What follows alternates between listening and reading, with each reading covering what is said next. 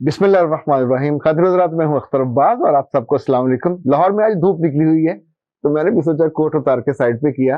آج پھر آپ سے ویسے بات کرتے ہیں، بڑے دن ہو گئے تھے کوٹ پہن کے. اچھا، اس دفعہ جو سوال ہے، ایک پہ تو مجھے خود بہت ہنسی آئی. ممکن ان کا بہت بڑا مسئلہ ہو، لیکن ہمیشہ جو سوال ہے وہ پرسپیکٹو ہوتا ہے. آپ کچھ اور چیزیں سوچ رہے ہوتے ہیں، دوسرا کچھ اور سوچ رہا ہوتا ہے. وقاص یا مسز وقاص نے کہا، سر جی اگر ہاتھوں کا سائز بہت بڑا ہو تو ان کو نارمل کرنے کا کوئی حل ہے؟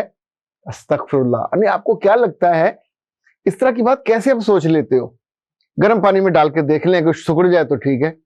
اگر مطلب تھوڑا تھوڑا کاٹنے کا کو موڈ ہے، کوئی ایسا حکیم، کوئی ڈاکٹر، کوئی فراڈیا جو آپ کو بے وقوف بنائے کہ میں ہاتھ آپ کا چھوٹا کر دوں گا. جسم کا کوئی حصہ نہ کھینچ کے بڑا کیا جا سکتا ہے اور نہ ہی اس کو چھوٹا کیا جا سکتا ہے. کچھ حصے ایسے ہوتے ہیں جو قدرتی طور پہ وقت آنے پہ اپنے آپ ان کا سائز بڑھ جاتا ہے. جیسے پریگننسی کے بعد خاتون کا جو جسم ہے وہ بنتا ہے باقاعدہ، اس سے پہلے نہیں بنتا. یہ اللہ کی قدرت ہے. یعنی جیسے ہی وہ بڑی ہوتی ہے، اس کے ڈیز شروع ہوتے ہیں تو اس کا جسم بننا شروع ہوتا ہے ماں بننے کے لیے. یعنی صرف وہ ویسے نہیں بن رہا ہوتا. پھر جیسے ماں بن جاتی ہے تو جسم ایک توازن میں آ جاتا ہے. لیکن بڑی بڑی اگر انگلیاں ہوں تو کہا جاتا ہے آرٹسٹ کی انگلیاں ہیں، مخروطی انگلیاں. وہ ایک اور سبزی بھی ہے، کون سی ہوتی، بھنڈی توری جیسی. بھنڈی کو عورت کی خوبصورتی یا انگلیوں کی خوبصورتی سے تشبیہ دی جاتی ہے. انگلی کو نہیں کہا جاتا کہ یہ بھنڈی جیسی ہے. اسی طور پہ اے بھلی خاتون، مردوں کو عام طور پہ ایسا حماقت نہیں ہوتی. مردوں کے پاؤں بڑے ہوتے ہیں، اور بعض لڑکیوں کے جن کی مائیں بچپن میں اور جوانی میں خیال نہیں کرتی اور ان کے پاؤں کو بند جوتے نہیں پہناتی تو وہ ہمیشہ پاؤں ہاتھی جتنے بڑے ہو جاتے ہیں. یعنی 9 10 نمبر کے پیر میں نے دیکھے ہوئے ہیں اور ان کو جوتا پورا نہیں آتا. مردوں کے لیے تو پھر جوتے بنوانے پڑتے ہیں. عورتیں بیچاری ماری ماری پھر رہی ہوتی ہیں اور ان کو سب سے بڑے سائز کا جوتا نہیں آتا. خاتون جتنی بھی بڑی ہو، اس کا پیر چھوٹا ہی اچھا لگتا ہے. اور یہ تب ہوتا ہے جب اب چھوٹے عمر میں بند جوتے پہنائے جاتے ہیں. خود ہمیں اپنے بچپن میں، میرا خیال 7ویں 8ویں تک، ہمارے بابا نے اسکول سے واپس آنے کے بعد ہمارے لیے چمڑے کا اسپیشل کھسا بنوایا جاتا تھا گھر میں پہننے اور کھیلنے ویلنے کے لیے. تو اس سے یہ کہ ہمارے بہن بھائیوں کے پاؤں متوازن رہے، خوبصورت رہے، ایک اچھے لگتے رہے. اب جو پیرنٹس کیئر کرتے ہیں وہ ننگے پاؤں بچوں کو نہیں پھرنے دیتے یا کھلی جوتی نہیں پہننے دیتے. بعد میں یہ والا حال ہوتا ہے کہ جو پاؤں بڑے ہو گئے، اب کیا کٹوائے جا سکتے ہیں؟ نہیں کٹوائے جا سکتے.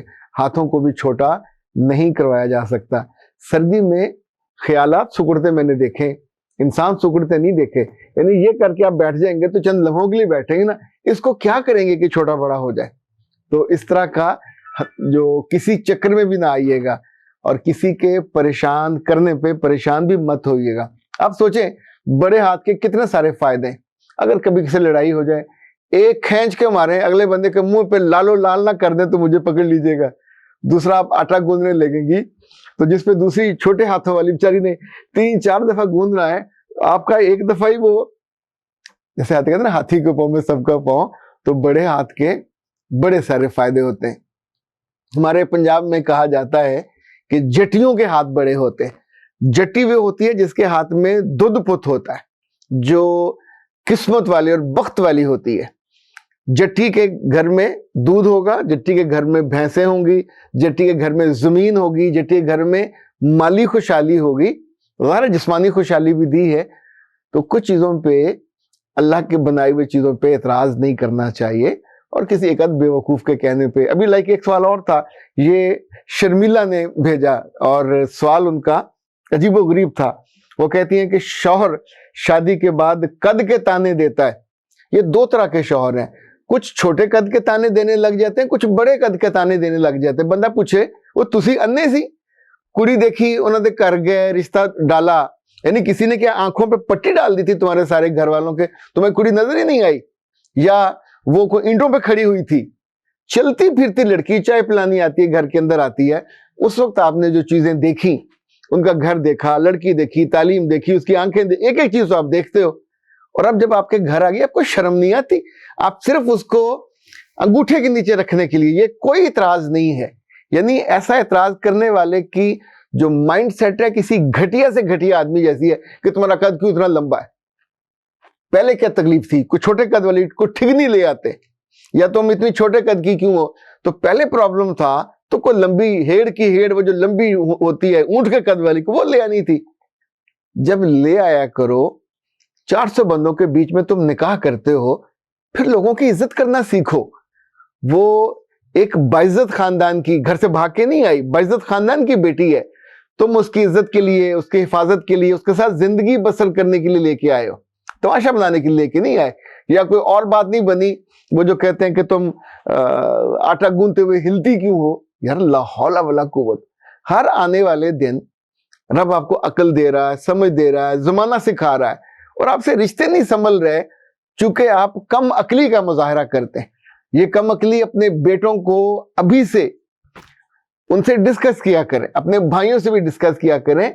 जब किसी का मियाँ ये हरकत करता है तो गाली उसकी माँ को पड़ती है। किसी बुरी माँ का बेटा जिसको इज्जत करनी नहीं आती, जिसको लिहाज करना नहीं आता, जिसको बात करनी नहीं आती, एक होता काबिल बड़ा जनाब, उसको बड़ा एतमाद है, वो बड़े एतमाद से बात करता है, एक होता मुंह फट होना। मुंह फट होना बदतमीजी है, मुंह फट होना बदतहजीबी है, मुंह फट होना घटियापन है कि आपको अपने मुंह पे इतना भी कंट्रोल नहीं है, जहां जी जहां ऐसे फट गया। बारिश आहिस्ता आहिस्ता हो, धीमे धीमे हो, तो जिन पे बरसती है वो भी मजा लेते हैं, जमीन भी मजा लेती है। जब आसमान फटता है और बादल फटते हैं तो वहां तूफान और सैलाब आते हैं, लोगों के घर बह जाते हैं, लोगों की जिंदगियां बह जाती हैं। सो जुबान भी जब फटती है या मुंह फटता है तो लोगों के दिल दुखी होते हैं। यार कोई करने वाली बात है, तुम छोटे कद की हो या बड़े कद की हो।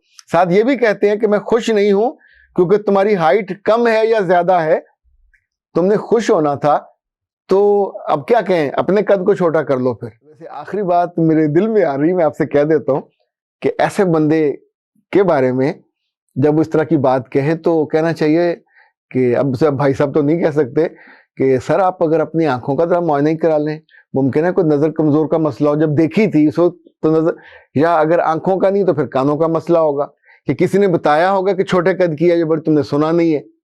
कहीं ना कहीं मसला तुम्हारे जिस्म में या तुम्हारे सुनने देखने और उसमें है। दूसरों पे एतराज करके उस बेचारी को अब जो डिप्रेस करते हो, तो क्या उसके बस में है कि वो किसी स्टूल पे बैठे कोई बटन दबाए या बिजली की तारों में हाथ दे दे और उसको करंट लगे और वो लंबी हो जाए या छोटी हो जाए।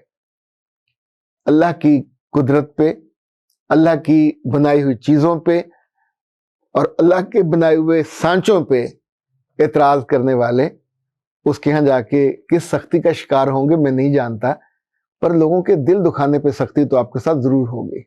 ये ना किया करें, ये बहुत नामुनासिब, ये बहुत नावाजिब है। बचपन से सुनते आ रहे हैं, कभी किसी की जिस्मानी को कमी बेशी हो उसको एतराज ना करें, पर ये तो बेवजह का एतराज है और आपके बारे में उस दिल में इज्जत, एहतराम, रिगार्ड सब जीरो हो जाता है। अख्तर अब्बास को इजाजत दीजिए।